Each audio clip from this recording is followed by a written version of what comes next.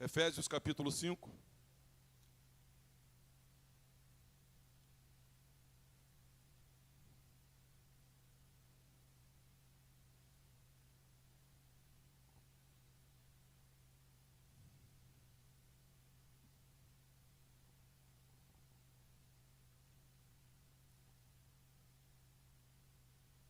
Quem é casado aqui e não participou da formatura aqui hoje? Você que participou, não levante a mão. Quem é casado aqui, levante a mão. Tem muita gente. Hoje eu quero orar pelo seu casamento, pelo meu casamento. Eu quero pregar o Evangelho. O propósito do casamento à luz do Evangelho. A palavra de Deus diz assim, Gálatas, capítulo 5.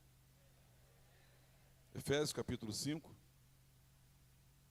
versículo 21 em diante. Quem achou, diga amém. Sujeitando-vos uns aos outros no temor de Cristo. As mulheres sejam submissas ao seu próprio marido, como ao Senhor. Porque o marido é o cabeça da mulher, como também Cristo é o cabeça da igreja, sendo este mesmo o Salvador do corpo.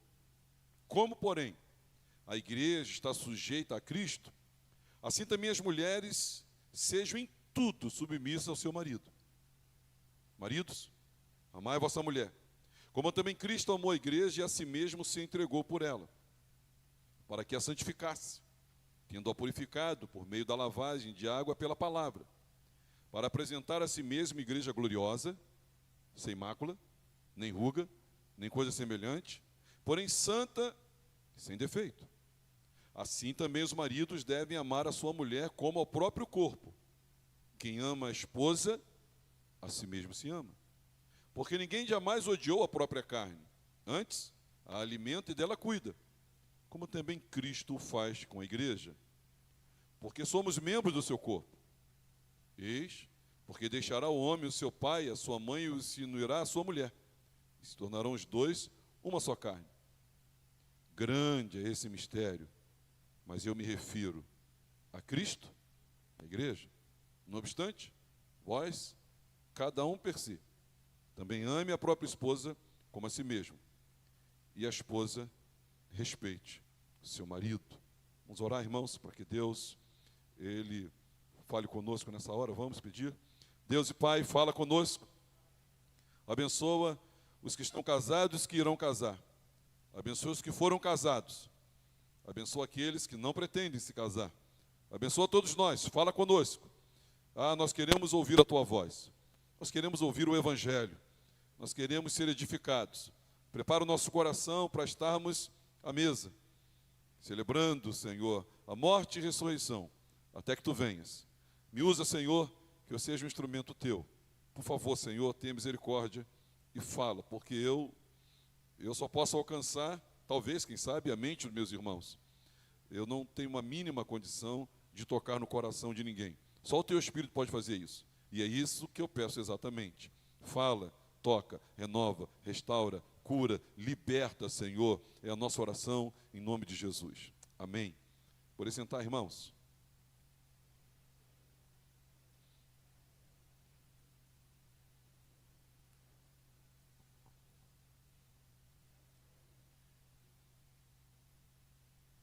Meus irmãos, eu quero trazer para os irmãos e mostrar para os irmãos qual é o significado, qual é o propósito do casamento segundo o Evangelho.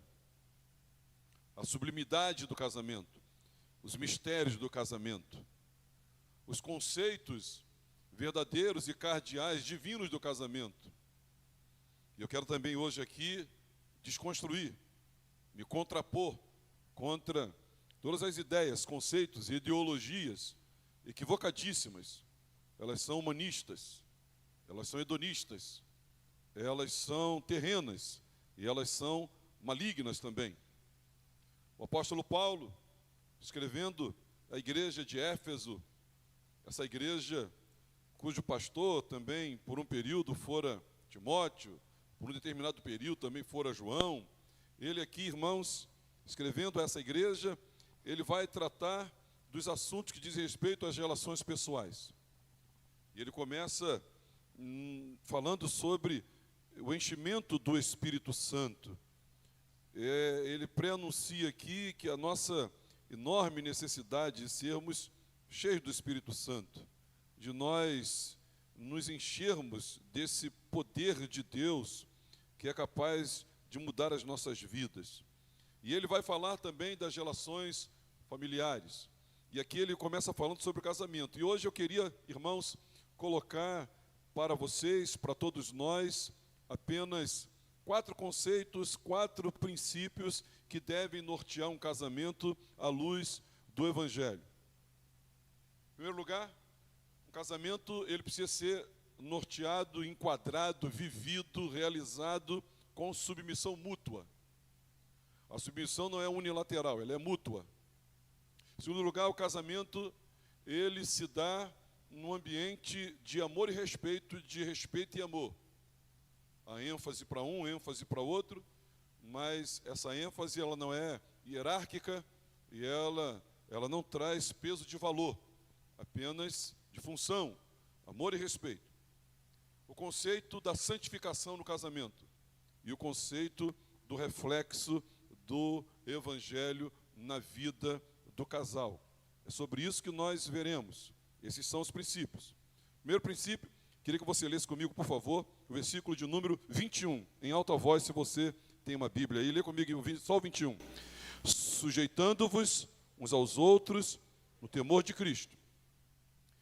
Depois, irmãos, só depois de falar sobre submissão mútua, sujeitem-se uns aos outros, o apóstolo Paulo, ele antes de falar para as esposas, ele antes de falar para os maridos individualmente, Paulo fala com os dois.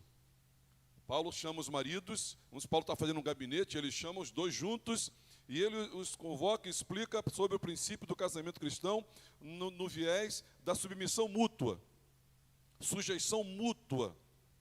O que isso quer dizer, pastor? Que o casal deve viver com um espírito de entrega recíproca, não de competição, mas a submissão, ela deve ser e ela é mútua. Casamento, irmãos, ninguém está ali para mandar. Casamento não é lugar de chefe. Casamento não é lugar de você dar ordens. Não, ninguém está ali para mandar. Ambos estão ali para servir um ao outro em amor.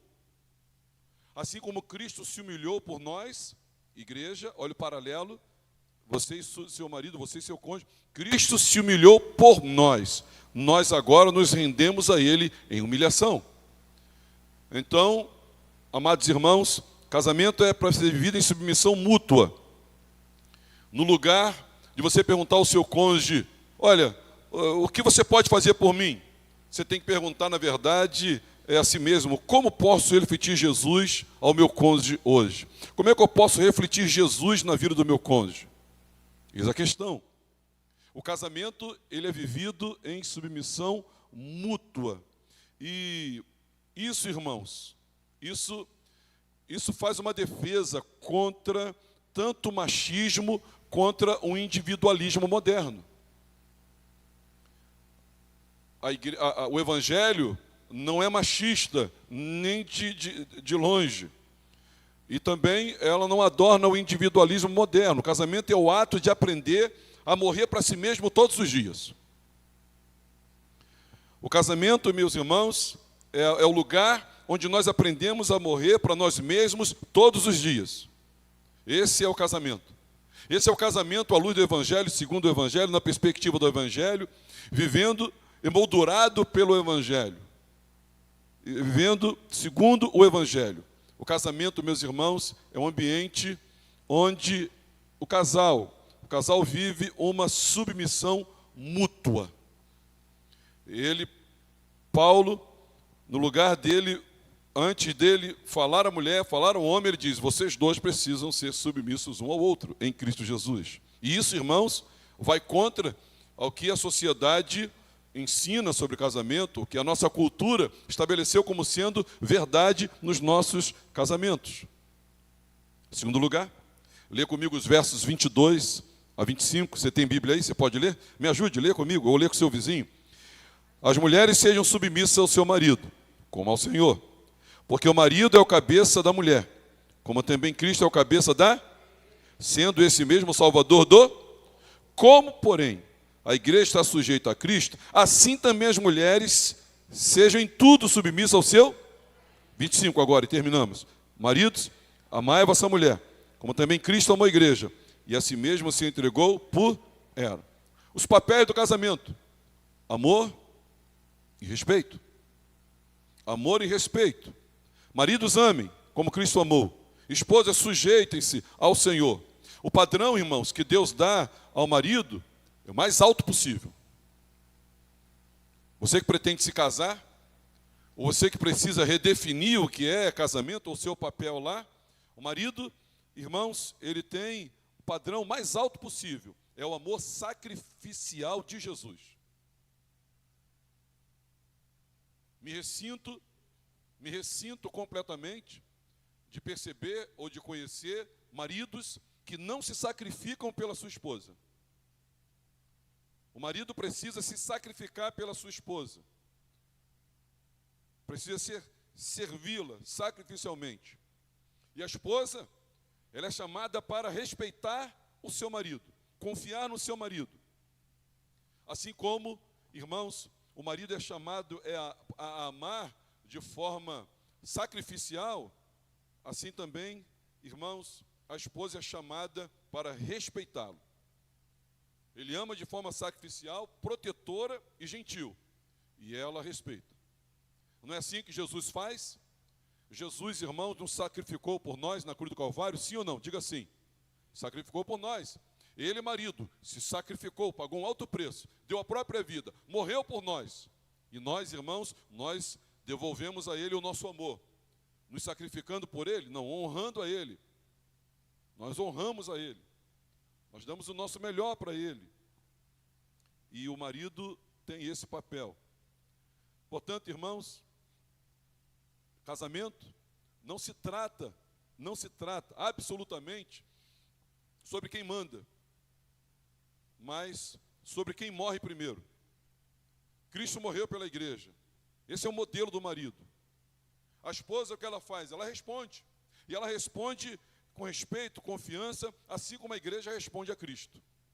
O primeiro Adão, quando o chamado foi para prestar contas diante do pecado, o primeiro Adão disse assim: ela é a culpada. O segundo Adão, Jesus, quando chamado para dar a sua vida, ele disse: coloca toda a culpa em mim, eu pago a conta, eu sou o culpado, eu assumo a culpa. E ele, assumindo a culpa, como um cordeiro imaculado, pagou, irmãos, o preço da nossa salvação. Portanto, as esposas, vocês são chamadas, minhas irmãs, a serem esse reflexo da confiança da igreja em Cristo. Eu acho que, dada a experiência no Evangelho e o conhecimento bíblico que as esposas da nossa igreja têm a respeito do que deve ser uma boa igreja, se as irmãs sabem como deve ser uma boa igreja em referência a Cristo, então as irmãs sabem o que é uma boa esposa com relação ao seu marido. Porque o paralelo é canônico, é inspirado, está aqui no Evangelho do Senhor Jesus, pela boca do apóstolo Paulo, escrevendo aos Efésios. Maridos, você deve ser o primeiro a pedir perdão, o primeiro a se sacrificar o seu conforto, sacrificar o seu ego, sacrificar o seu orgulho, sacrificar a sua vida. Se você tem dinheiro para fazer para um, você faz para ela, não faz para você.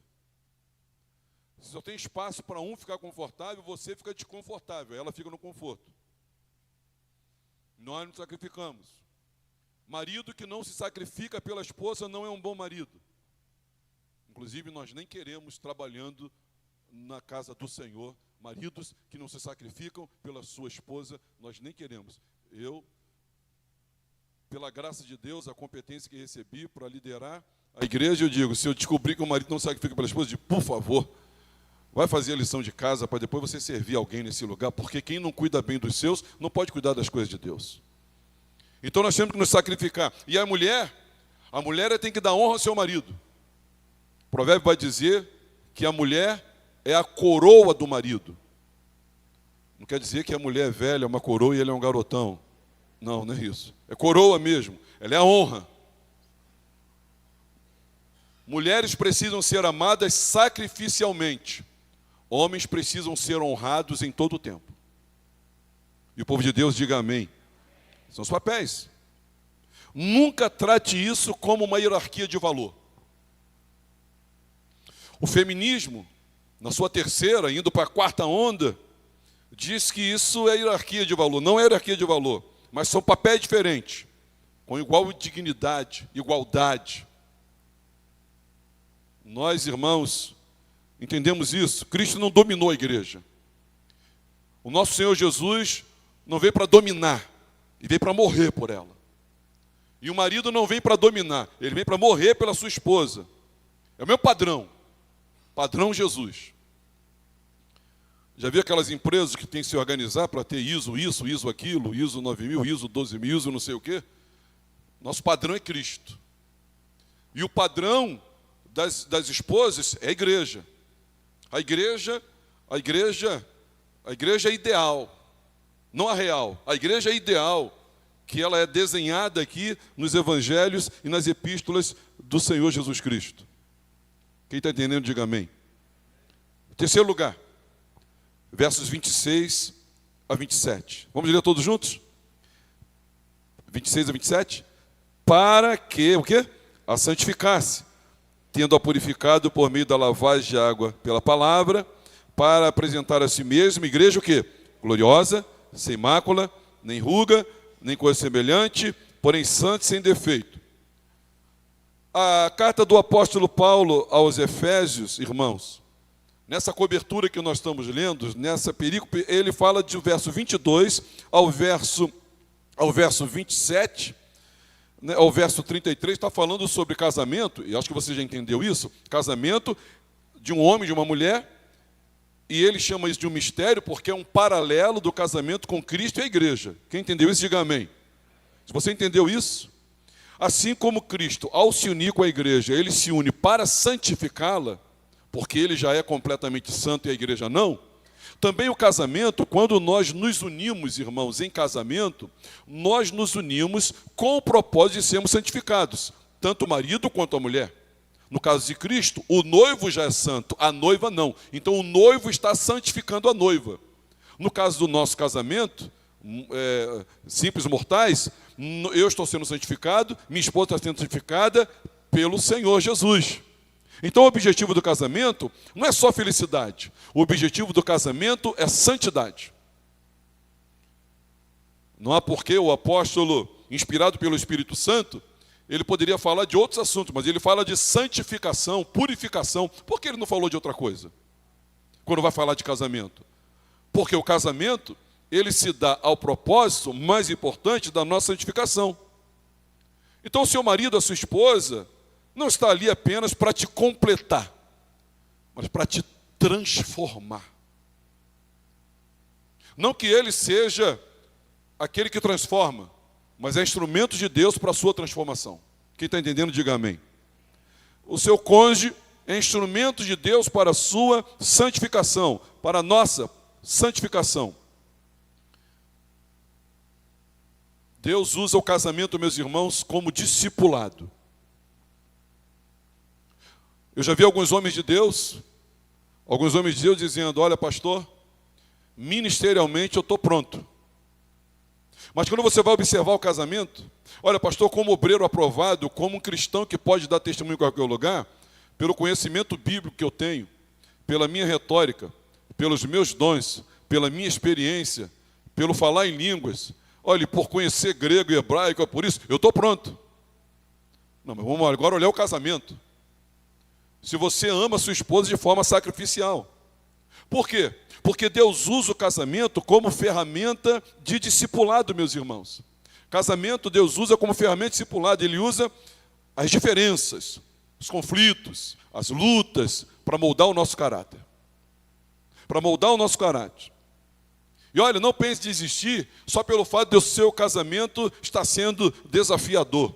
Deus está trabalhando na sua vida através do seu casamento, em você, mesmo através das falhas do outro. Deus está trabalhando. É o ateliê da graça de Deus, é a oficina de Deus, irmãos. Deus vai moldando você, a imagem de Cristo, no seu casamento, porque é no casamento que você tem que aprender a morrer todo dia. E é no casamento, irmãos, que nós temos que correr, segundo o Evangelho, para morrermos primeiro. E não adiarmos, nós postergarmos isso ou transferirmos isso para o outro. Então, sendo assim, já que é assim, irmãos, o papel do cônjuge é ser um instrumento de Deus na formação do caráter do outro. E não desista do seu casamento. Ontem eu preguei no encontro de casais, aqui no sítio de Mauá, na igreja de Copacabana, e eu disse que o cônjuge não pode deixar de ser um agente de contribuição da transformação do outro. Ah, vou deixar para lá. Ah, não vou falar mais nada não. Ah, se eu falar vai voltar esse assunto, ele vai se aborrecer. Ah, se eu falar, ela vai ficar assim, assado. Não, não desista. Não desista, fale a verdade, continue trabalhando. Se você vê desvios no caráter do seu cônjuge, se você vê desvios éticos, comportamentais, administrativos, relacionais, você precisa continuar trabalhando. Relapso no cuidado pessoal, continue trabalhando. Não largue seu marido para lá, não largue sua esposa para lá. Deus dá a você uma pessoa que não é compatível para que você aprenda o amor incondicional. Repete comigo, incondicional. Meus irmãos, eu espero que nenhum dos irmãos aqui, pelo amor de Deus, tenham se esquecido do que é mais importante. Eu espero que nenhum de vocês tenha esquecido do que é mais importante. Deus está preparando você para morar na eternidade. Pode dizer amém por isso? Deus está preparando você para morar na eternidade. E na eternidade é tudo padrão Jesus. Então, Deus dá a você uma pessoa que é incompatível, não é compatível com você, para que você aprenda o amor incondicional. O mundo diz, não, nós vamos divorciar porque nós estamos tendo incompatibilidade e nós vamos nos separar. Não, a incompatibilidade está aí para a santificação, para o discipulado, para a edificação. Ela é boa. Ela é boa. Ela é boa. Apesar, ela é boa. E por último, irmãos, e a gente vai para o final desse texto que nós escolhemos para falar hoje, é o verso 31 a 32. Vamos ler juntos? 31 e 32. Eis, porque deixará o homem a seu pai e a sua mãe, e se unirá a sua mulher, se tornarão os dois uma só. 32. Grande é esse mistério, mas eu me refiro... Esse deixar o homem, pai e mãe, se unir a sua mulher, é grande mistério, mas eu me refiro a Cristo e à igreja. Irmãos, no final, Paulo revela o mistério. O casamento aponta para algo maior. Isso você tem que entender. O casamento aponta para algo maior. O Evangelho. Cristo é o noivo, a igreja é a noiva. O casamento, irmãos, é uma ponta, ele está apontando, está indicando. O casamento terreno, irmãos, ele é um eco do casamento celestial. Que significado tem isso, pastor? Bom, que o casamento é temporário, mas aponta para algo eterno. O casamento é temporário. No céu, não nos casaremos, não nos daremos em casamento. Seremos como santos anjos. No céu, a configuração não vai ser essa. Nós teremos coisa melhor do que essa. Pasmem, existe coisa melhor do que essa. Mas ele é um sinal visível de uma realidade invisível. Ele é um sinal visível de uma realidade invisível, que é o amor redentor de Cristo por nós. Então, se o Evangelho, irmãos, é o motivo maior do casamento, se o casamento terreno é um eco do casamento celestial, se o nosso casamento é temporário e aponta para algo eterno, se essa visibilidade que tem o casamento, na verdade aponta para uma realidade invisível, o amor redentor do Senhor, então, preste atenção, quando você ama o seu cônjuge, quando você perdoa o seu cônjuge, quando você se sacrifica pelo seu cônjuge, você está pregando o evangelho com a sua vida. O casamento é uma pregação do evangelho. Você pode não ter um púlpito, você pode não ter um microfone, você pode não ter um bom domínio bíblico, você pode não entender de exegese homilética, você pode não entender de texto, contexto, você pode não entender de contexto cultural, bíblico, literário, histórico, você pode não entender nada disso, mas quando você ama o seu cônjuge, perdoa o seu cônjuge, serve, se sacrifica, você está pregando o evangelho com a sua vida. Ao longo da história da igreja de 25 anos, você pode imaginar, nós estamos sujeitos a erros. Alguns irmãos pregaram o evangelho para mim como eu nunca preguei até agora. Onde viram seus cônjuges caírem, errarem, falharem, viram seus cônjuges terem desvios de caráter e disseram: eu vou perdoar e nós vamos reconstruir tudo isso aqui. E eu olhei para aquilo e eu vi, olha o evangelho aí, olha Cristo amando a igreja. A igreja adulterou,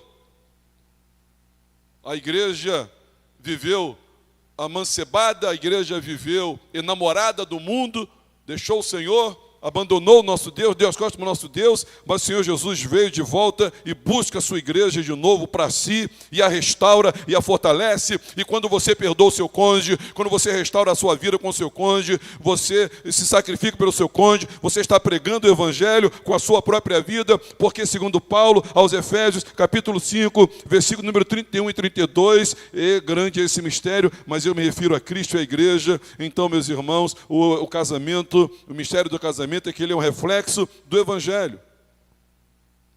Se ele é um reflexo do evangelho, então o casamento, ele não é um fim em si mesmo. O casamento, ele não é um fim em si mesmo. É um sinal que aponta para o evangelho. É a chave para um casamento forte, irmãos, é olhar para Cristo. Pastor, qual o segredo do casamento forte? Olhar para Cristo, não apenas para o outro. Você tem que olhar para Cristo, não apenas para o outro. Não podemos. Então, irmãos, eu não sei se você deu conta, mas chegando aqui em vias de fato, o que nós estamos dizendo? Nós estamos dizendo que os conceitos que norteiam, segundo o Evangelho, a vida conjugal, é a submissão mútua. É o amor e o respeito, meus irmãos. É a santificação. E é também reflexo do evangelho. Mas quando nós isso falamos, nós estamos fazendo apologia a esse mundo. Nós estamos fazendo apologia a doutrinas malignas. Eu me explico. Porque quando nós assumimos, encarnamos, adotamos, assimilamos, nos alinhamos com o conceito de que casamento é uma submissão tanto do homem para a mulher, quanto da mulher para o homem, então nós estamos nos defendendo, irmãos, do egoísmo, do individualismo, da autonomia radical e do relativismo emocional, que são marcas de casamentos de pagãos, de gente que não tem Jesus como seu Senhor e Salvador. Também, irmãos, nós estamos fazendo defesa quando nós encarnamos a verdade, assumimos essa realidade de que amor e respeito é uma dança sincronizada do amor com o respeito. Eu me sacrifico por você, você me honra. Você me honra e eu me sacrifico por você. E é, irmãos, incondicional. E se você também não me respeitar, eu vou continuar me sacrificando por você. E se também você, no momento, não me sacrificar por mim, eu vou continuar honrando você. Não é uma troca. Não é deposita aqui que você saca. Não. Depositando na aliança. Meus irmãos, se você for fazer se você for fazer uma sociedade, aí deposita que você saca. Se você for fazer uma aliança, você está dizendo na hora do casamento, se você não depositar, você saca. Esse é o casamento cristão. E o povo de Deus diga amém. Casamento, irmãos, nós estamos com isso quanto ao amor e respeito, nos defendendo contra o feminismo radical, o machismo, cultura do poder, condicionamento emocional. Nós estamos, irmãos, quando entendemos que casamento ele é para a santificação, nós estamos nos defendendo, blindando contra o hedonismo, a mentalidade de consumo e autoajuda secular. E por último, quando nós estamos sendo reflexo do Evangelho no nosso casamento, entendendo que ele é para isso, nós estamos, irmãos, nos defendendo do secularismo, da romantização do amor, da identidade afetiva moderna e da visão mundana do lar. Eu explico. Primeiro, quanto à submissão mútua, esse egoísmo moderno hoje, a cultura está dizendo que relacionamentos devem me fazer feliz. Se não me faz feliz, então não serve. Ninguém manda em mim. O Evangelho não. O Evangelho diz, sirvam-se uns aos outros. Sejam submissos a despeito do outro. E se sacrifique a despeito do outro. Porque o que fazemos, fazemos em Cristo, para Cristo, por causa do Evangelho, sobretudo. Eu a amo, e eu vou fazer por ele tudo. Isso não vai durar muito tempo. Isso não vai durar muito tempo. Mas quando você olha para Cristo e diz, Senhor, contigo e com essa pessoa estou me unindo, e em Ti eu vou fazer isso para o resto da minha vida, independente dos meus sentimentos. Quando a gente fala sobre autonomia radical, é a ideia de que eu devo ser livre de qualquer compromisso ou sacrifício. Não, o casamento exige abnegação mútua. Relativismo emocional está falando que faça o que você sentir. Se você não está sentindo, você não faz. A Bíblia manda submeter-se por reverência a Cristo, mesmo quando você não tem vontade de fazer isso. Irmãos, quando nós falamos sobre essa condição de nós, além de nós sermos casados, irmãos, nós somos cristãos. Nós somos servos de Deus. Quem é servo de Deus aqui, diga amém. Somos servos de Deus. Então, quanto a isso, quando a gente diz que o casamento ele é pautado no amor e no respeito, o feminismo deturpado aí diz que vê que qualquer distinção de papéis, vê isso como opressão. Se o homem tem um papel e a mulher tem um papel, o feminismo radical vai dizer que isso é distinção. Está me menosprezando. Mas a Bíblia, irmãos, não faz isso. A Bíblia ela apresenta papéis diferentes com a igual dignidade e valor. Quando a gente diz amor e respeito, isso vai contra o machismo tradicional, que distorce a liderança do homem como dominação. Não, o homem não domina a mulher. O homem se sacrifica pela sua mulher. É uma liderança servil. É isso que a palavra de Deus diz. Quando a gente fala sobre amor e respeito, a gente também destrona essa cultura de poder, onde quem lidera manda e se impõe. Pastor, quem lidera manda e se impõe. No Evangelho, não. Quem lidera no Evangelho serve e morre primeiro.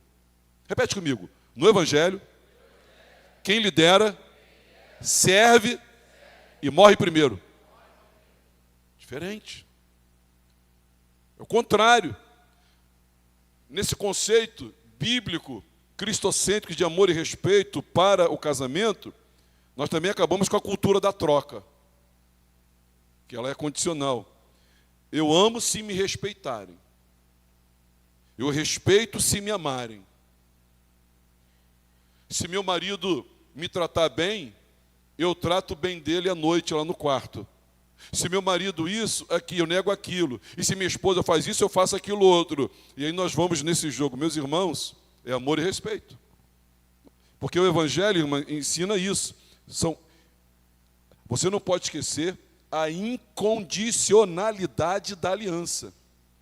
Você sabia que quando Jesus explicou para os discípulos sobre a monogamia, sobre a indivisibilidade do casamento, sabe o que os discípulos disseram? Quem sabe o que os discípulos disseram? Se é assim, não convém casar. Os discípulos, eles entenderam o que muitos de nós não entendemos. Quando entenderam assim, então não convém casar. É incondicional? É. Não convém casar. Sabe o que Jesus disse para eles? Não, peraí que eu vou dar um jeito. O que Jesus disse para eles? É verdade, casamento não é para todo mundo, não. Se você não está disposto a morrer todo dia, compre um pet. Aborrecido ou não, fazendo bem ele ou não, ele sempre vai balançar o traseirinho dele para você. Compre um pet. Ou então, falo sarcasticamente, como é que é o nome agora dessas bonecas que tem? Como é que é o nome? Ou então um reborn, faz um marido reborn, uma mulher reborn, sei lá. Sarcasmo. Ah, pastor, me deu uma ideia. Não, pelo amor de Deus. Meus irmãos, que o Senhor nos ajude. Que o Senhor nos ajude. Nós falamos sobre santificação, irmãos. Isso confronta, sabe o quê? O hedonismo conjugal. Por quê, pastor? O hedonismo conjugal vai dizer que a ideia do casamento ele existe para trazer prazer e felicidade. Casamento é para quê? Trazer prazer e felicidade. Não, a Bíblia diz que o propósito principal do casamento é santificação. Você que vai se casar, diz assim, eu vou ser feliz à beça, vai ser maravilhoso. Eu acredito que sim. Mas não esqueça que o principal não vai ser isso, você vai ser santificado. Amém? O amém ficou fraco, vocês estão tristes? Quando você entende que a proposta do Evangelho para o casamento é a santificação, e o casamento segundo o Evangelho é a santificação, isso acaba com a mentalidade de consumo. A mentalidade de consumo é a seguinte: se não me satisfaz, eu troco. Eu tenho um colega, pastor, que ele é crente também, se divorciou, casou com outro e está tudo bem com ele, não caiu um raio na cabeça dele, está tudo maravilhoso. Não. Isso é mentalidade de consumo. Casamento é uma aliança de transformação. É não um contrato de consumo. Se você fizer, eu faço. Se você também não fizer, nós reincindimos. Nós reincindimos. Agora não fala mais concordata, não. Fala o que mesmo? Tem outro nome. Não é concordata, abriu falência. Como é que é o nome? Abriu falência. Não, abriu falência, estamos dividindo tudo. Acordo judicial. Nós estamos agora em acordo judicial, nós estamos desfazendo tudo. Não. Casamento é isso. E também quando a gente fala em santificação, é um contraponto, né, contra a autoajuda secular, que promove autossatisfação, irmãos. Ela promove a autossatisfação como meta. Deus usa o casamento para nos fazer mais parecidos com Cristo, não apenas mais felizes. Casamento não é autossatisfação. Casamento tem um propósito divino. Casamento está apontando para a eternidade. Casamento é uma preparação para você se tornar uma pessoa melhor. E não apenas essas coisas que a sociedade fica arrogando por aí. Não. E quando a gente fala que casamento é reflexo do Evangelho, à luz de Efésios, capítulo 5, verso 31 e 32, nós estamos levantando contra o secularismo, meus irmãos. Por que o secularismo? Presta atenção no que eu vou dizer. O secularismo, ele trata o casamento como sendo uma instituição social. Se você trata o casamento como sendo uma instituição social, então você tem o viés do secularismo na sua ideologia de casamento, sem ligação com Deus. Casamento, irmãos, é sem ligação com Deus. A Bíblia mostra que ele é um símbolo espiritual eterno. Vamos repetir isso? Casamento é um símbolo espiritual eterno. Quando a gente fala que casamento é reflexo do Evangelho, a gente se coloca contra a romantização do amor. Por quê? Por que a romantização do amor, pastor? Porque a romantização do amor faz do sentimento a base do casamento. Pastor, eu não amo mais minha mulher. Ih, rapaz, complicou para você, né? Mas você vai ter que continuar com ela até o fim da sua vida, amando ou não, gostando ou não gostando dela. Porque é uma aliança. E eu acho bom você voltar a gostar. Eu acho bom você voltar a gostar, decidir gostar dela. Não, pastor, mas não tem mais o sentimento. O sentimento foi. Já viu alguém falando isso? Foi o sentimento. Mas isso aí é a romantização do amor.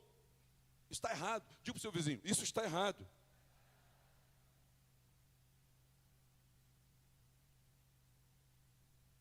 Você não pode agir como agiu minha mãe. Minha mãe pediu um cachorro de presente, que é o que ela mais queria na vida. Aí deram um cachorro para ela. No dia seguinte ele disse, esse cachorro late e faz cocô, manda ele embora daqui que eu não quero isso na minha vida. Casamento não é que você olha assim, não. Ou alguém que passa a gostar de uma coisa e deixa de gostar, não, o casamento cristão é baseado em aliança, não na emoção. É uma decisão, que você faz uma aliança com a pessoa. Ele é reflexo do Evangelho, por isso, essa identidade moderna centrada no romance, ela tem que cair por terra. A ideia de que eu preciso de um parceiro para ser completo.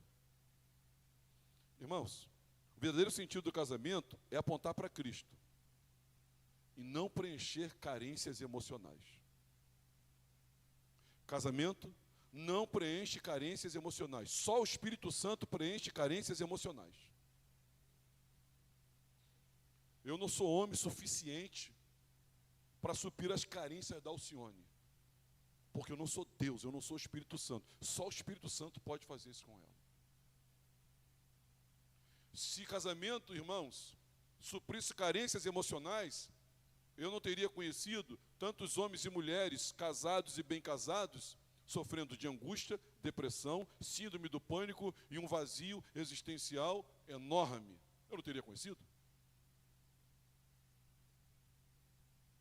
E quando a gente fala que casamento é reflexo do Evangelho, também a gente está falando contra a desvinculação espiritual do matrimônio. Porque o mundo diz o seguinte, casamento é sobre duas pessoas que se casam. Não. Deus diz que é uma parábola viva do relacionamento entre Cristo e a igreja. E casamento é a três, como foi testemunhado aqui. Repete comigo, casamento é a três. Casamento é a três. Portanto, irmãos, o casamento, ele é uma jornada, uma escola do amor cristão.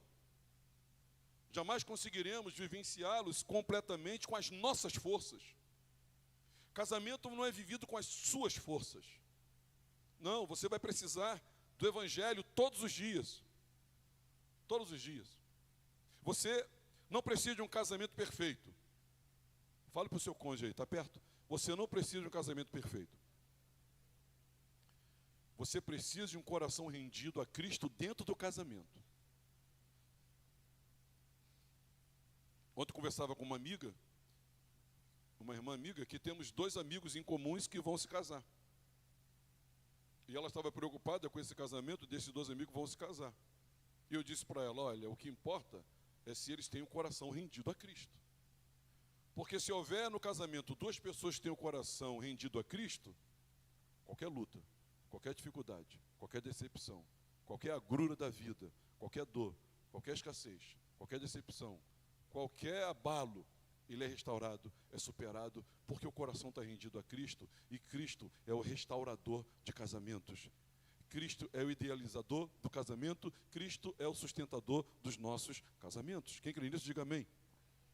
Então, eu me lembro, certa vez, que Deus me perdoe, pregando sobre o Evangelho de João, capítulo 2, usando o texto completamente fora do seu contexto, eu disse que casamento tem pelo menos 3 fases. Primeira fase, você começa a festa pensando que tem todo o vinho para todo tempo. Segunda fase, você vê que o vinho que você pensava que dava para sempre, ele não deu, ele acabou. Acabou o amor. E a terceira e última fase é quando você recorre a Jesus para restaurar o seu casamento e ele traz o melhor vinho. Então, sozinho você não consegue manter o seu casamento até o final. Talvez você até passe da lua de mel, mas até o final você não consegue. Então, irmãos, o casamento o casamento ele vai exigir muito mais do que o amor humano. Exige a força e o exemplo de Cristo. O casamento existe mais do que esse sentimento, com todo respeito, esse sentimentozinho que você tem por essa pessoa que se propõe a casar com você. O casamento exige mais do que o amor humano, exige a força e o exemplo de Cristo Jesus. Portanto, sem o Evangelho, o casamento é peso. Com o Evangelho, ele é um meio de graça e ele é um meio de glória também. Quem entende isso, diga amém. Mas nós temos solteiros e outros que não são casados aqui. Então, antes de terminar, deixa eu me dirigir a você. Aos solteiros, pretende se casar? Antes, busque entender o propósito de Deus antes de buscar a pessoa certa. Primeiro, entenda o propósito de Deus para a sua vida. Depois, busque a pessoa certa. Aos casados, que Cristo seja o centro do relacionamento e não apenas um conselheiro. Que Ele seja o centro do relacionamento e não apenas o bombeiro. Que Ele seja o centro do relacionamento e não apenas o médico. Porque ninguém coloca o médico como centro da sua vida, nem um bombeiro. Nós só solicitamos, esporadicamente, conforme a necessidade, esse tipo de função. Mas Cristo não é essa coisa. Ele é o centro, Ele é o motivo, Ele é o idealizador, Ele é o sustentador. E o casamento serve a Ele, para a glória dEle. Aos feridos, a graça restauradora para recomeçar. Existe graça de Deus capacitadora, restauradora, que ela empodera você para recomeçar. A cruz de Cristo é suficiente para curar até os lares e corações partidos. E que o nosso Deus, no nome do Pai, do Filho e do Espírito Santo, abençoe cada casamento aqui. E o povo de Deus diga amém. Vamos ficar de pé.